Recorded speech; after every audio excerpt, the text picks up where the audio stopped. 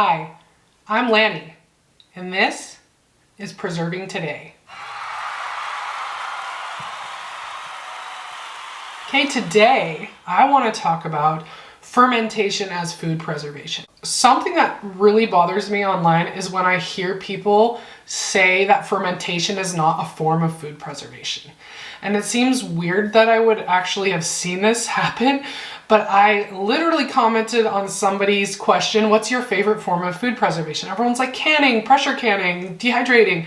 And I was like, fermentation, because it is. It's my absolute favorite way to preserve my garden vegetables for a year or more. Well, some very knowledgeable, very smart person commented on my comment saying fermentation's not really a form of food preservation. I know. Because I grew up around sauerkraut makers. You can't really preserve things for very long, and when you do, you need a refrigerator.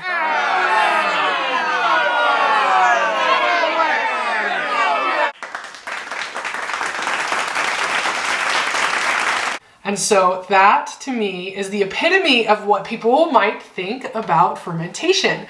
And I think there's other people out there that think fermentation is a great way to grow probiotics for gut health or to make tasty condiments, pickles, kimchi, but they don't put that together with that you're extending the life of your fresh vegetables for a longer period of time. And that's what preservation means. My whole channel and the name of the channel and my website, Preserving Today, is all built off this foundation of pre-serving, working today to serve yourself tomorrow. And fermentation is doing exactly that. With a lot of forms of food preservation, you need special equipment and you need to understand scientifically proven methods, like with canning. With fermentation, you can literally put food in a jar with or without salt and have fermented vegetables. Nature does it for you. I should say I'm not an expert, I'm a fanatic, and I have a lot of strong opinions. This doesn't mean I'm right. Make sure you do your own research. You're responsible for yourself, your health, and your outcomes. I am not. So today I'm going to be specifically talking about fermented vegetables. Fermenting vegetables is simple. There are a few different ways to do it and a lot of different things that you can make.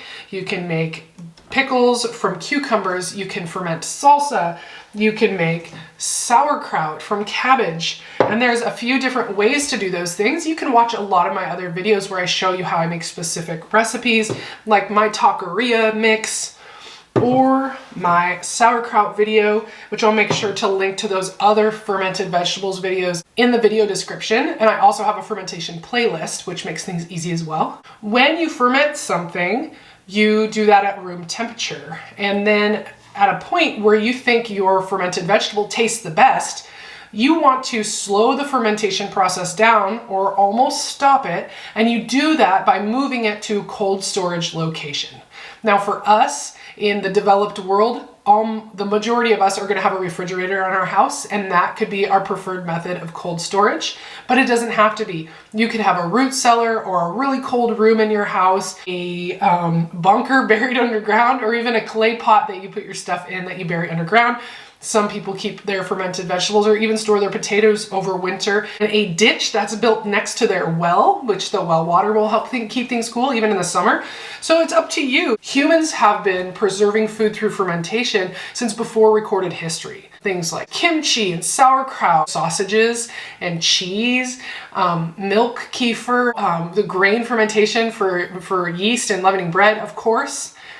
There has been fermentation used as long as we know. Now for me, storing long term after I've preserved my vegetables, I grow these things with my fermentation crock in mind, and I'm planning to keep these fresh in my refrigerator for the year.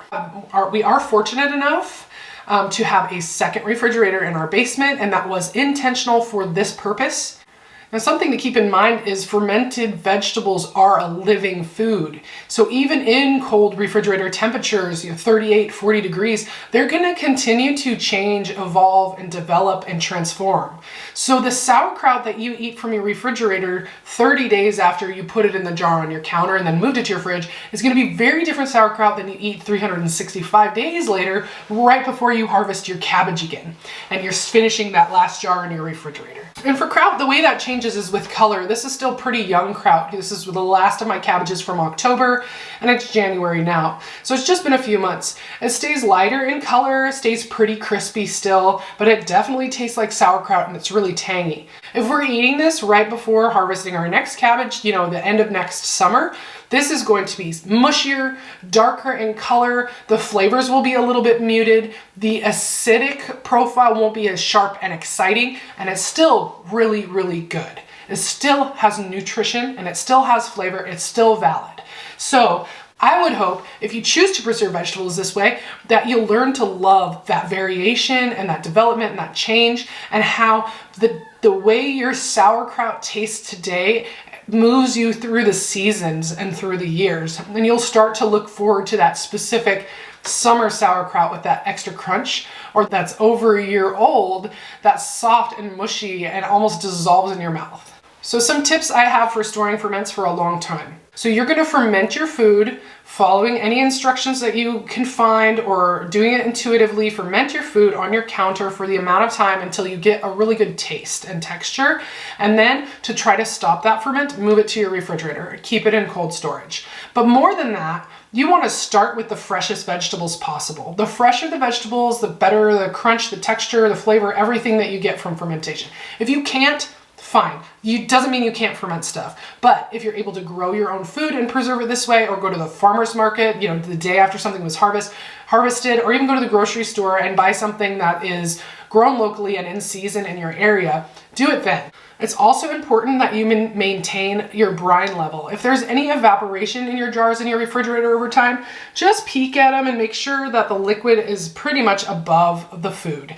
It doesn't have to be down. You don't have to keep a weight on it anymore, but you just want to make sure that you avoid having much sticking up above the food. And I'll show you why.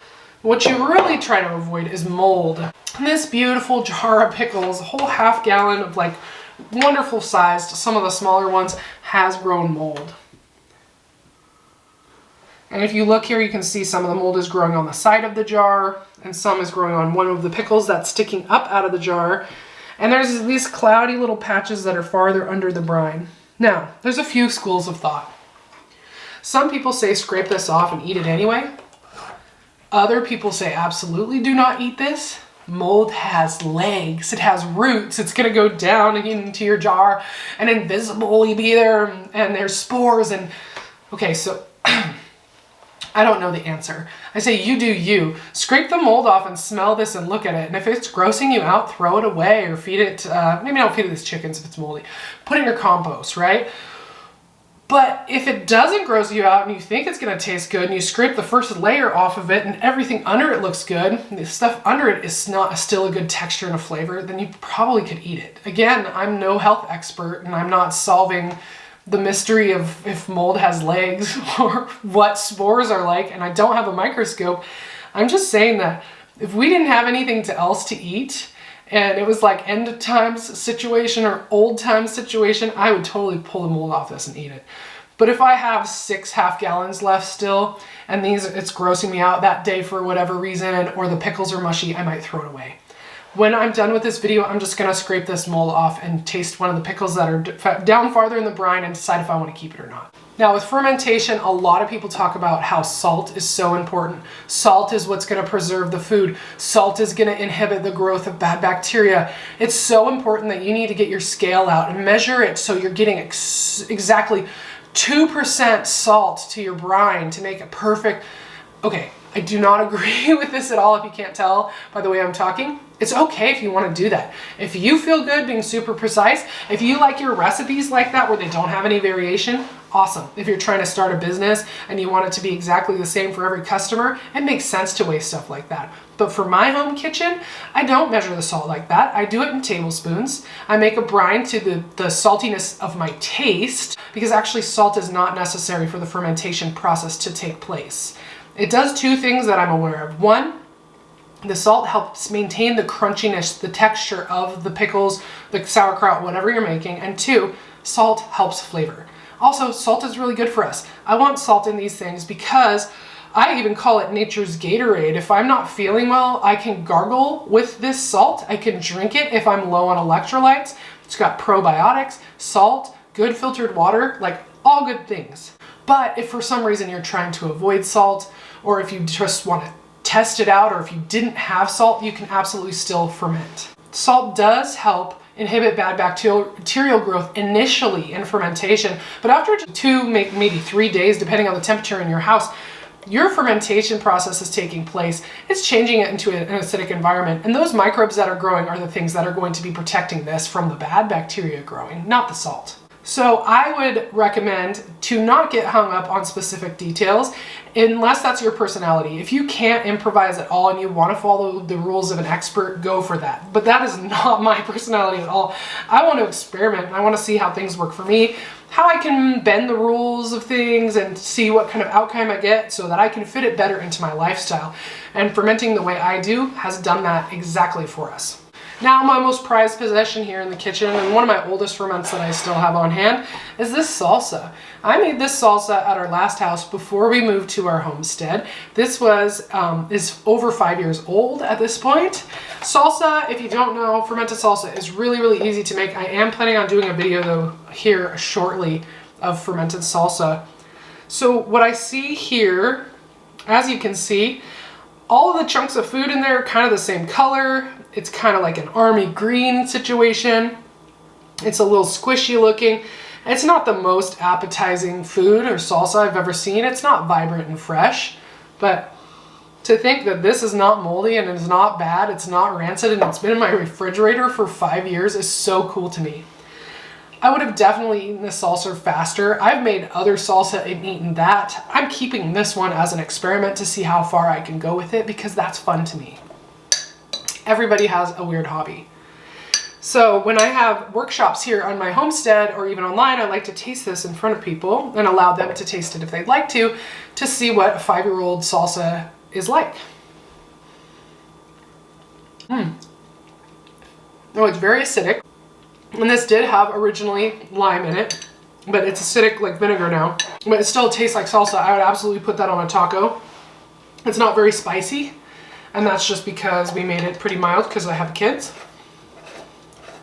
I can't really taste any of the unique flavors in it anymore. It's almost more like a really mild tangy hot sauce instead of a salsa where you can taste tomatoes, onions, garlic, cilantro, lime, peppers. This is more just like a flavor of like its own. I ate that. I'm not gonna get sick. It's not moldy. It is preserved. And yes, it needed cold storage to preserve it, but because something needed cold storage doesn't mean it's not food preservation. So, in conclusion, fermentation is food preservation, and it's one of the oldest forms out there since before recorded history. And this food would ferment itself even if we did nothing. So take that into account. It's hard to mess up because nature is working with you. You're working with nature instead of against it like you are with canning. Thanks everyone who's watched the video. Hopefully I've inspired you to take your fermentation to the next level or to get started. If you need more help in that, reach out to me directly. I'm happy to answer questions or point you to other resources that I have online. And if you're local here to Northwest Washington, I do workshops here on the homestead as well.